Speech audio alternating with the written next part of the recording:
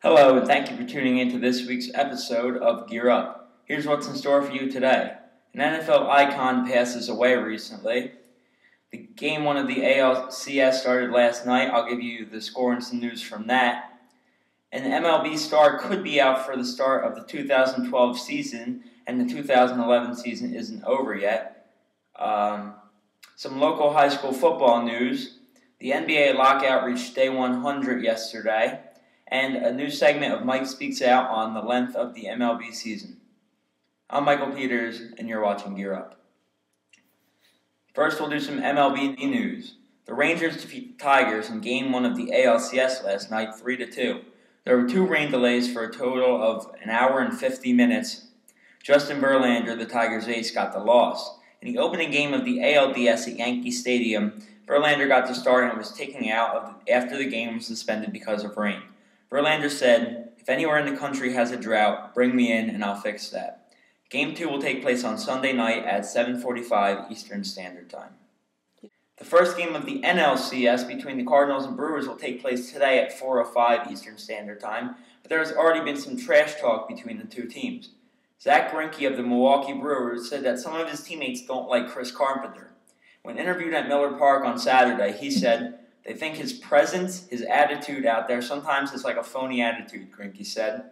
And then he yells at people. He just stares people down and stuff. And most pitchers just don't do that. And when guys do, I guess some hitters just get mad. Some hitters do it to pitchers, but when you do that, some people get mad. However, the Cardinals aren't particularly fond of the Brewers' over-the-top celebrations. Lance Berkman said, "Sometimes that exuberance can spill over into a realm that I don't feel is appropriate," he said of the Brewers, "but I'm not the czar of baseball either, so that's all I can say about it." We'll see what happens today at 4:05 Eastern. The Cardinals gave the Phillies both injury and insult when they defeated them 1-0 in front of their home crowd on Friday night. Not only did a team that was supposed to make it to the World Series lose to a wild card team in the NLCS, but their star first baseman also tore his Achilles tendon in the process. Ryan Howard could be out for spring training and some of the 2012 regular season, which, believe it or not, is only about 6 months away. Howard was injured in the final play of the Phillies season after hitting a ground ball and falling down on his way to first base. While the Cardinals were celebrating, the trainers were looking at the 6'4" lefty slugger's ankle.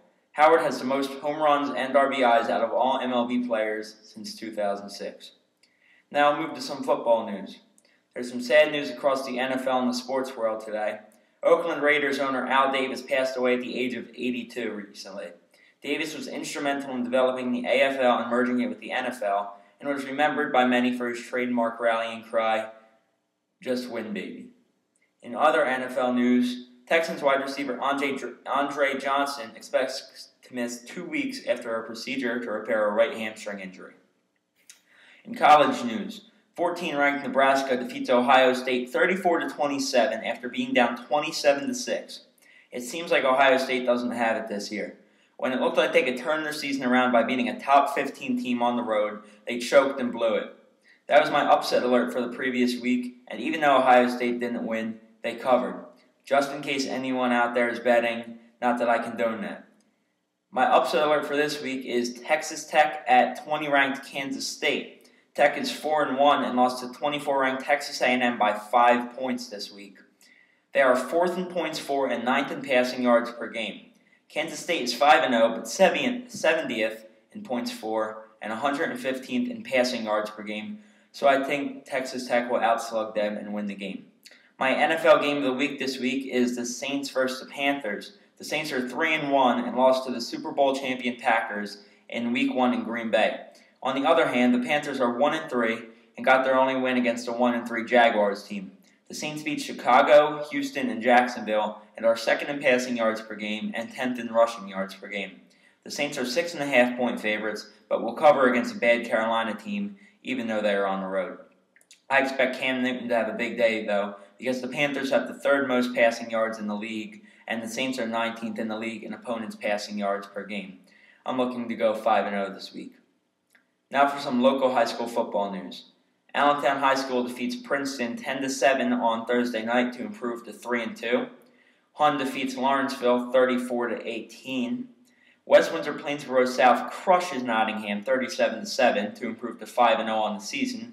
And Notre Dame mercy rules Trenton in a 48-6 win.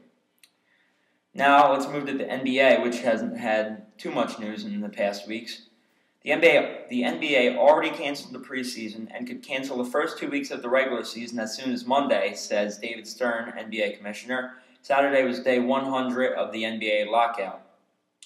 The Heat Big Three hosted a charity game at Florida International University last night.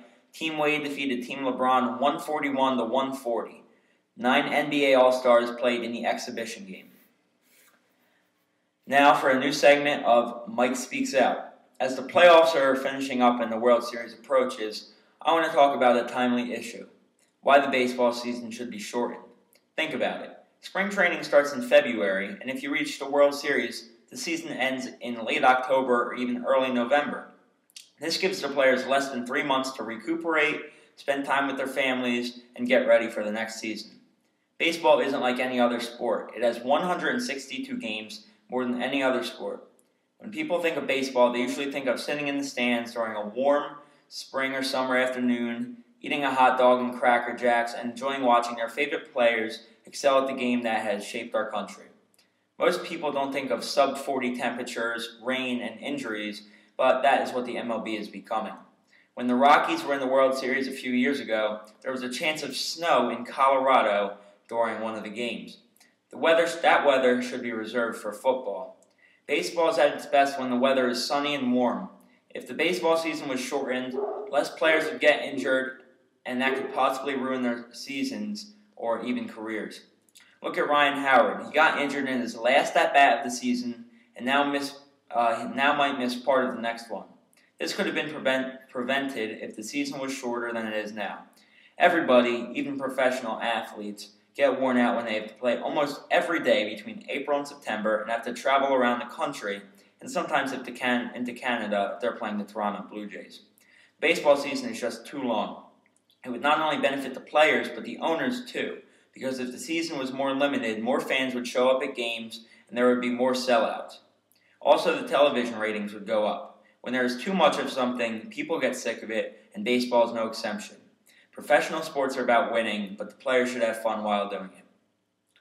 Now for this day in history. In 1910, Nap Leguri gets 8 hits, 6 of which were bunts. And in 1991, the San Jose Sharks beat Calgary 4-3 for their first NHL win. The NHL season has started up recently, and we'll look forward to another great season. Now for the top 5 of this week. Today will be the top 5 sports quotes of all time. At number 5, from George Steinbrenner, "Winning is the most important thing in my life after breathing." At number 4, from the famous Vince Lombardi, "Leaders aren't born, they are made, and they are made just like anything else through hard work." Number 3, from the movie Miracle, "When you put on that jersey, the name on the front is more important than the name on the back." And number 2, from Jim Valvano, who died of cancer recently, "Don't give up, don't ever give up." And at number 1, in honor of Al Davis, who passed away yesterday, "Just win, baby." That concludes today's episode of Gear Up, and have a wonderful day. Thank you for watching.